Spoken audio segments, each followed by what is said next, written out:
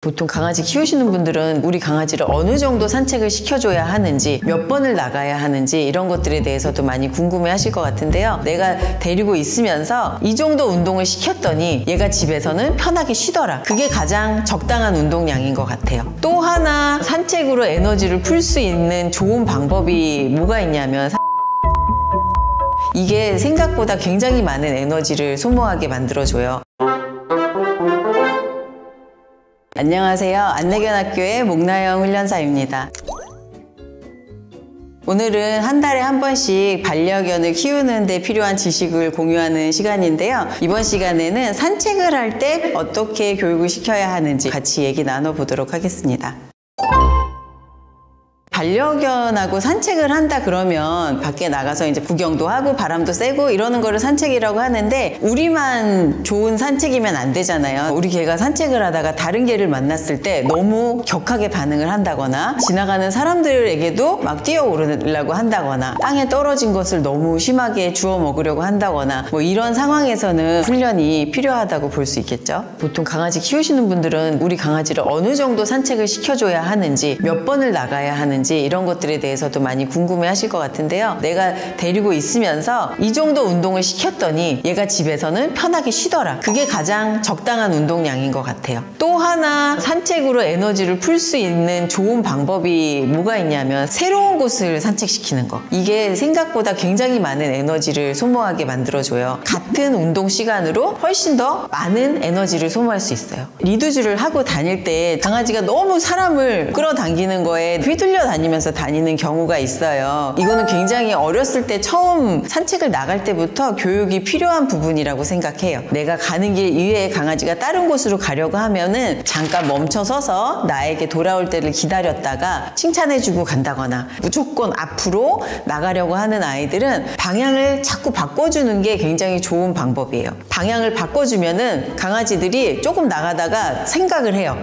이 사람이 또 이번에는 어느 쪽으로 가려고 할까 하면서 사람한테 집중하는 게 생길 수 있어서 방향 전환을 많이 하는 방법을 써보시는 것도 도움이 많이 되실 것 같아요. 좀 훈련 도구의 도움을 받으실 수도 있으세요. 예를 들자면 우리 안내견들이 많이 쓰는 헤드칼라. 헤드칼라는 머리 쪽을 잡아주는 거기 때문에 조금 더 천천히 걷게 하거나 나에게 집중시킬 수 있는데 도움이 될 수 있어요. 그리고 또 하나, 요새 가슴줄을 많이 쓰시는데 앞쪽에 고리가 있는 게 있어요. 다른 사람을 보고 점프를 하려거나 개를 보고 덤비려고 하거나 그런 아이들은 앞가슴꼬리 하네스를 쓰시면은요, 얘가 확 나갈 때 자기도 모르게 뒤를 돌게 되거든요. 그런 훈련 도구에 도움을 받는 것도 좋은 방법이 될 것 같아요. 저는 산책 나갈 때 이렇게 몸에 X자로 맬 수 있는 견줄들이 요새 많이 있거든요. 밖에 나가면 아무래도 두 손을 자유롭게 하는 게 강아지를 컨트롤하기도 쉽고 트릿을 주기도 쉬워요. 그리고 뭔가 갑자기 강아지가 확 나가려고 할 때 내가 손으로 잡고 있는 것보다는 몸에 견줄을 메고 있는 게 훨씬 제어하는 데 도움이 많이 되거든요. 여러분들도 그런 견줄을 선택해서 써보시는 것도 좋을 것 같아요.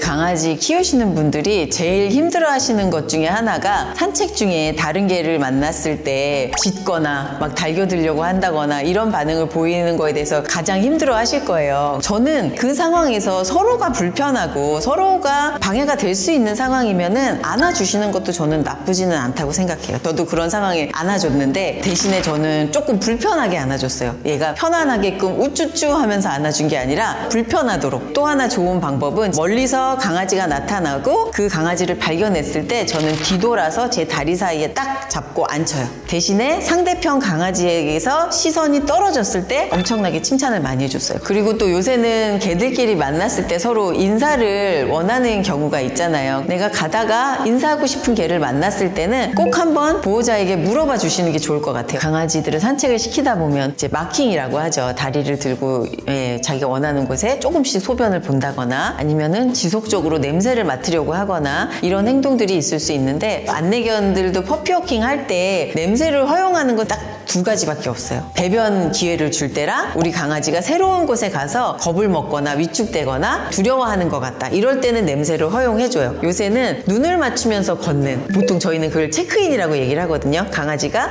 걷다가 나를 쳐다보는 거를 체크인이라고 하는데, 평상시에 그런 냄새 유혹이 덜한 곳에서부터 시작을 하시는 게 좋아요. 그런 곳에서 이름을 부르고 부르고 나를 쳐다보면은 옳지 하고 간식을 하나씩 주시는 거예요. 이런 식의 산책을 하다 보면은 강아지들이 냄새를 맡고 싶다가도 나를 쳐다보면 더 좋은 보상이 나오잖아요. 그래서 냄새 맡는 것 대신에 나를 선택하는 포인트가 있을 거예요. 그리고 이제 산책을 하는 중에 땅에 떨어진 것을 너무 심하게 주워 먹어서 좀 힘들어 하시는 경우가 있으신데요. 지나가다가 뭔가 관심이 있는 게 있으면은요, 그 앞에 서서 가르쳐 주세요. 천천히 앞에 서서 시간을 가지고 얘가 그거를 쳐다볼 때 견줄을 흔들면서 아니야 라고 얘기를 해주고, 그럴 때 강아지가 알아듣고 안 되는 거예요? 하고 나를 쳐다봤을 때 잘했어 하고 칭찬해 주시면서 머리도 쓰다듬어 주고 간식도 하나 주시고 하시면은 강아지가 저거 안 먹으니까 내가 더 큰 칭찬을 받는구나 라고 생각할 수 있어요. 이제 한여름이 되거나 너무 추운 겨울이 되면은 산책하는 게 조금 어려워질 수도 있겠죠. 좀 날씨가 더워지면은 강아지들이 조금만 걸어도 혀가 이렇게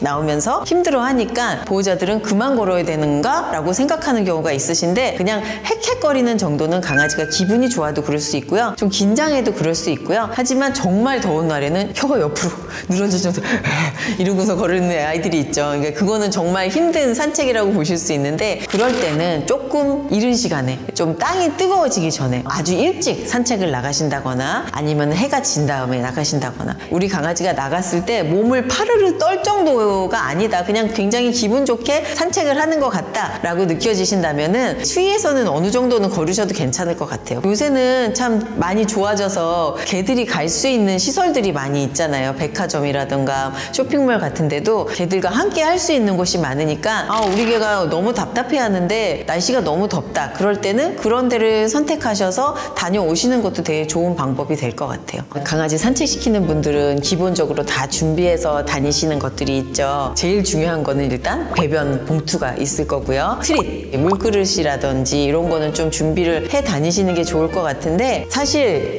산책을 나갈 때는요, 간편하게 내가 강아지에게 집중할 수 있게 그렇게 다니시는 게 좋아요. 보통 산책을 다녀오고 나면은 이제 발도 이렇게 닦아주시고 이제 깨끗하게 관리를 해주시는데, 매번 물과 샴푸로 닦아주시는 분들이 계세요. 우리 강아지들 이렇게 발이 이렇게 사이사이가 물갈퀴처럼 생기고 이렇게 좀 통풍이 안 되게 생겼잖아요. 그래서 물로 닦아주고 잘 말려주지 않으면은 지간염이라고 발가락 사이사이가 빨갛게 되면서 강아지가 간지러워하고, 심한 경우에는 입을 대서 피가 나거나 그런 경우도 생길 수 있어요. 그래서 애견용 발 샴푸 그런 거를 이용하시거나 아니면 그냥 간단하게 아기 물티슈 같은 걸로 닦아주시는 것만 해도 충분히 관리가 잘 될 수 있어요. 너무 찝찝하다, 못 견디겠다 하면은 물로 닦아주시되 사이사이를 정말 잘 말려주셔야지 피부병이 안 생기고요. 드라이기 같은 거를 사용을 하시면은 훨씬 더 빨리 말릴 수는 있겠죠. 근데 개들이 별로 사실 좋아하지 않는 것도 있고요. 수건이나 키친타월, 그게 굉장히 물기를 잘 흡수를 하잖아요. 그런 것들로 충분히 닦아주신 다음에 남아있는 물기 정도만 좀 시원한 바람으로 말려주시면은 관리하는 데 좀 도움이 될 것 같아요.